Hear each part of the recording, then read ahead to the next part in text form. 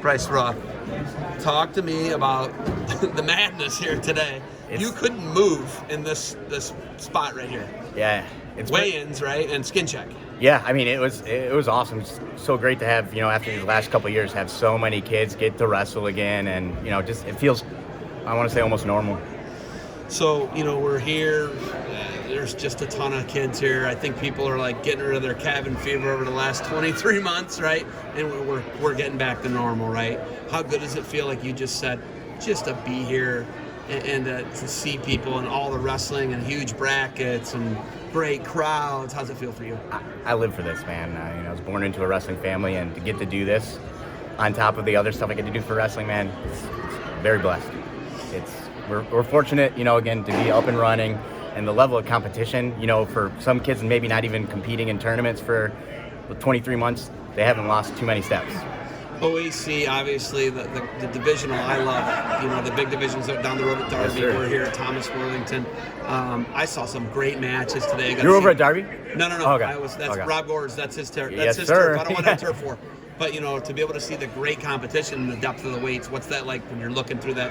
Kids are coming in and you're like, oh, man, this kid's a stud, right? What's that like for you? It's super promising. It's really cool to see some of the kids that have wrestled before and then see the jumps that they've made in, just the last 12 months. But then it's also cool to see some of the new kids that you're like, all right, we'll probably be hearing that name for a few years. So it's just really cool. The other thing I really like is seeing, kids or guys that wrestled when I was in school and then seeing their kids. Davlin's kid. Davlin's kid. I saw Davlin's kid won today. Yeah, Tommy Rollins' kid won today. And Dean Taylor's kid is a runner-up. Yeah, and Davlin, so he beat that Lawson Davlin. He beat that kid by 1 in overtime last year.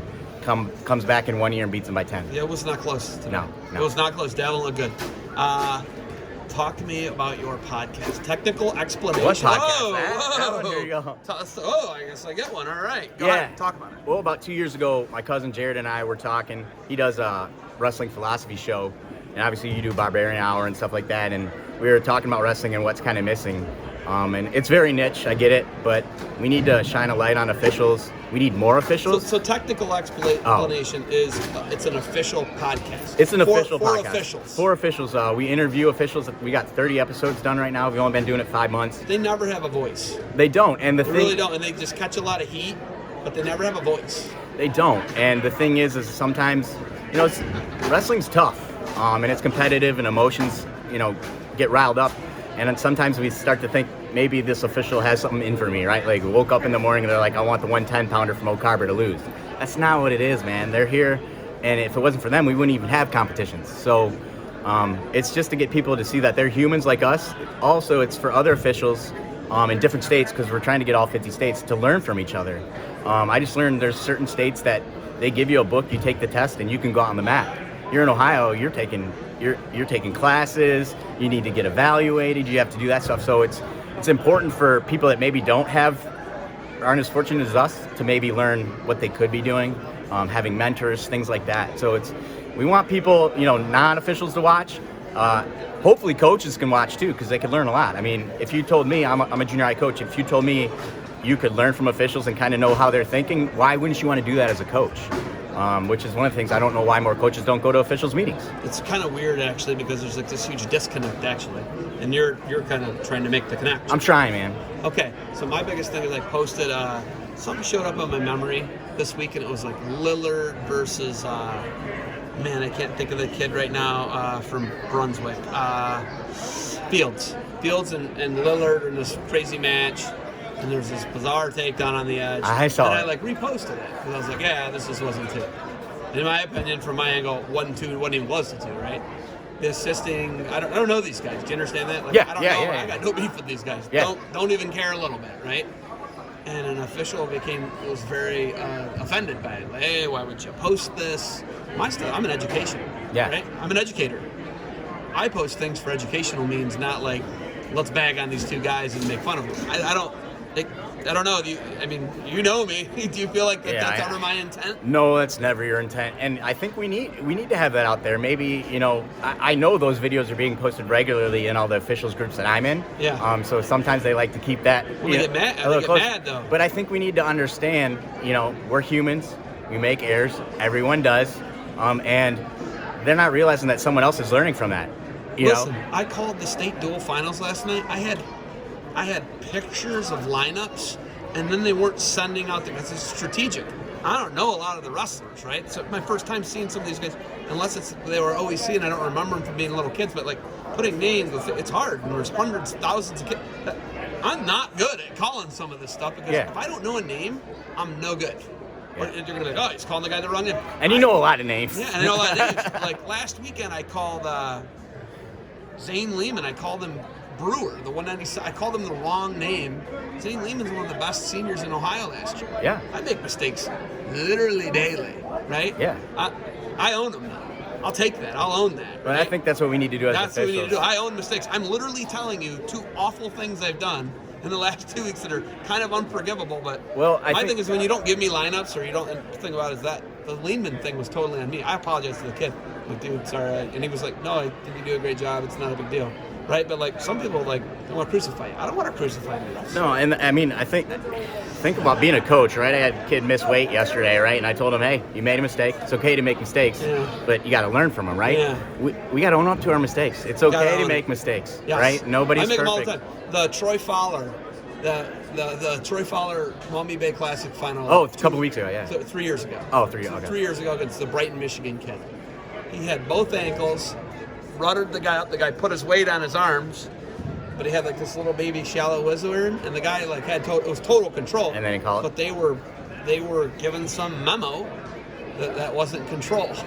Ohio was, or was it all Ohio officials? I had Israel Martinez. He went insane on me. Oh, what are these coaches doing? He's got this raspy voice. I'm like, dude, I don't know. This was 3 years ago. And then I had a conversation with Toby Dunlap about it. They watched it, and then there was more clarification given after that, and we fixed it. Well, that's the thing. If you don't realize we're watching these videos when we make mistakes, that's what we do in our meetings. Yeah. Like, it's already happened, right? Yeah. Just do you remember what I'm talking about? I don't, man. You got to watch it. Send it to me. It's going to blow your mind. Because it's as clear too as there is. Right? Well, I believe you. Right? And then Fowler's a nice guy. Fowler's a good dude, and Fowler's like, I think he was like, that was the interpretation I was given. You know what I mean? Like, for what he was given, he made the right call. Yeah. It was just wrong because it was a bad order from the top down. Yes, it was a bad interpretation that was given to them. Yep. And they were just getting banged. Then all of a sudden they change it right before the championships, and then they start calling the shoestring mid-shin takedown. Yeah, and what are we teaching them when we're wrestling one day, one day, one way? One set of rules, then another set. It's really frustrating for coaches, but like you said, go to officiating meetings if you're a coach, figure things out. Donnie Shantz always, stripe up, zebra up, and I'm like, no, I don't think you understand. I don't want to do that. I have zero interest in that. Yeah. I negative want to do that. That's fine, because you know what? You're doing your thing, right? But if you're a coach, that's your thing. And if you could get better at it, right? Knowing the rules, how many times do you win a challenge when you go to the table? Not very often. But if you know the rules, like how many coaches do you think really have a rule book and have read it ever? None of them. I mean, you could wrestle since you're 5 years old, like you did, and like I did. When you know what a takedown is. Yeah, right? but it doesn't matter. Like once you are an official, it's different, right? There's so much to it. Technical explanation, I think, that's an awesome connection. Well, I tried to go on like technical violation, technical explanation. Yeah, I like it. No, it's good. It's a good deal. And then there's like the unforgivable, like the Ian Miller one, right? Free Ian Miller. Free Ian Miller. I'll never forget. Josh Heil last year. I'll never forget. You know where I was when that happened? I was on the floor. I was weighing in kids for an OAC state. But those are inexcusable mistakes. You cannot make a clerical error in a match. No. I mean, that's as bad as it that gets. is fixable too. What happened to Heil last year? Inexcusable. I don't know if you saw that. It ran off time in the NCAA. Oh yeah. It was against either G. Well, that was when Free Ian Miller started trending again. Yeah. And you know what, Ian, that was coaching at App State, right? Yeah, and they had didn't they like win SoCon? No, they're today. It's today. In 50 minutes. 50 minutes. I got one. Yeah. So, but the point is Heil's in the duel today. It was bad. Because then the official said, we can't count off time based on the real-time video because then that's guesswork. Okay.